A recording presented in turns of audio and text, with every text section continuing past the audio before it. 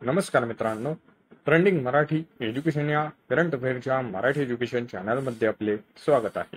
तर मित्रांनो, आपण तुमच्यासाठी रोजच्या रोज चालू घडामोडीचे प्रश्न हे मराठीतून घेऊन येत असतो।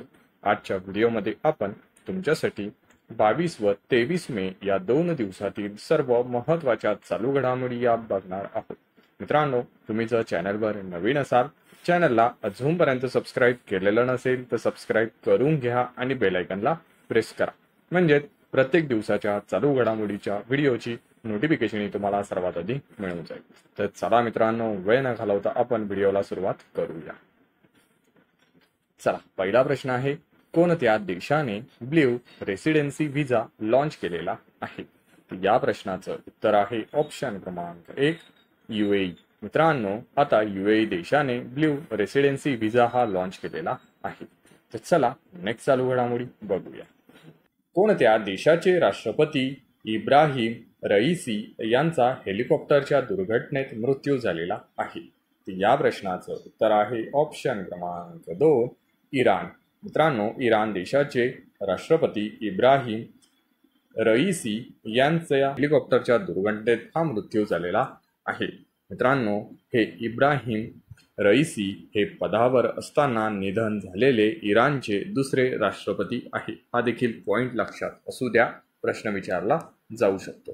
तर चला नेक्स्ट चालू घडामोडी बघूया।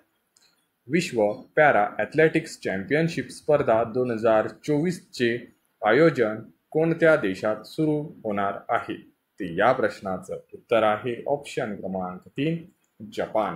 मित्रांनो, विश्व पॅरा ॲथलेटिक्स चॅम्पियनशिप स्पर्धा ही 2024 जपान या देशात सुरू होत आहे। तर चला नेक्स्ट चालू घडामोडी बघूया। भारतीय उद्योग महासंघाच्या अध्यक्षपदी कोणाची नियुक्ती झालेली आहे? या प्रश्नाचं उत्तर आहे ऑप्शन क्रमांक 4 संजीव पुरी। मित्रांनो, भारतीय उद्योग महासंघाच्या अध्यक्षपदी आता संजीव पुरी यांची नियुक्ती झालेली आहे। मित्रांनो, हे संजीव पुरी यांची 2024 ते 25 या 1 वर्षासाठी भारताच्या उद्योग महासंघाच्या अध्यक्षपदी नियुक्ती झालेली आहे। मित्रांनो, हा देखील पॉइंट महत्त्वाचा आहे, लक्षात असू द्या आणि आपल्या करंट अफेअरच्या बुकमध्ये नोट डाऊन करून ठेवा।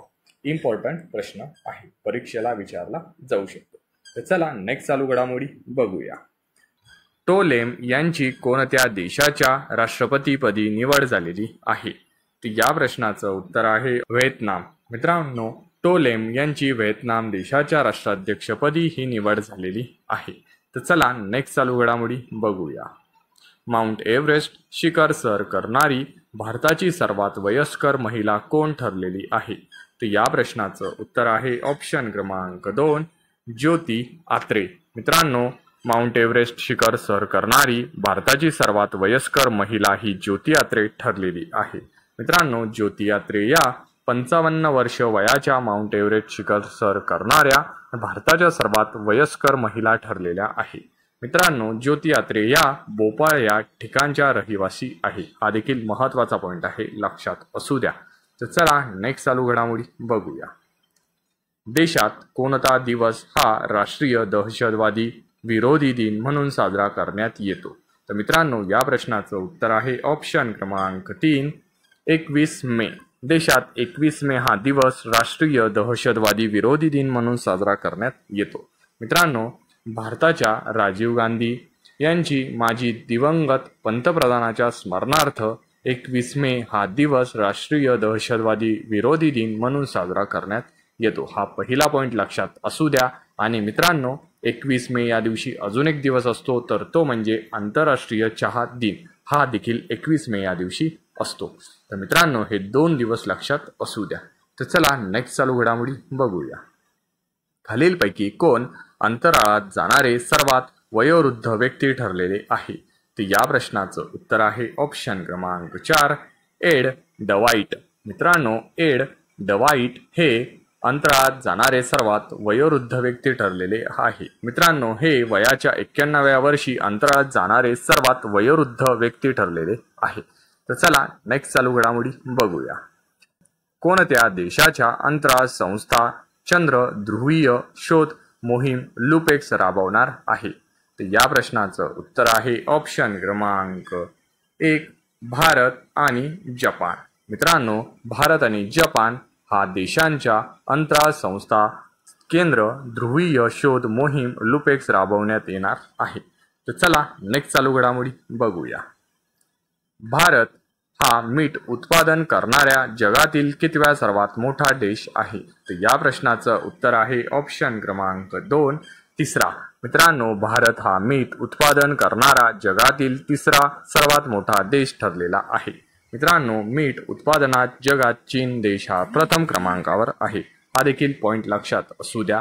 पहिला देश आहे चीन आणि आपला प्यारा भारत तिसऱ्या क्रमांकावर आहे. मित्रांनो, चीन देशात 2023 मध्ये जगात सर्वाधिक 5.3 कोटी टन मीठाचे उत्पादन हे झालेले आहे. हा देखील महत्त्वाचा पॉइंट आहे, लक्षात असू द्या. तर चला नेक्स्ट चालू घडामोडी बघूया.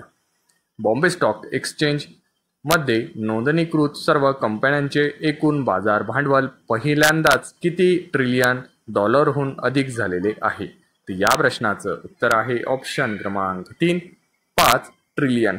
मित्रांनो, बॉम्बे स्टॉक एक्सचेंजमध्ये नोंदणीकृत सर्व कंपन्यांचे एकूण बाजार भांडवल हे पहिल्यांदाच 5 ट्रिलियन डॉलरहून अधिक झालेले आहे.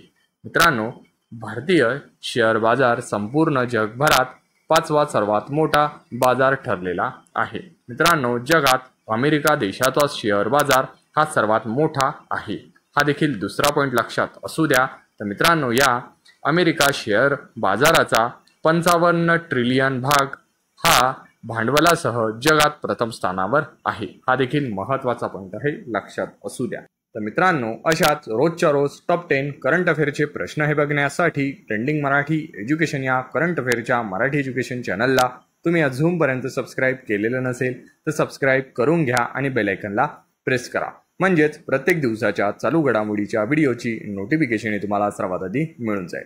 मित्रांनो, वेळ न घालवता व्हिडिओला एक लाईक जरूर करा आणि जवळच्या अभ्यासू मित्र मैत्रिणींपर्यंत व्हिडिओ हा जास्तीत जास्त शेअर करा.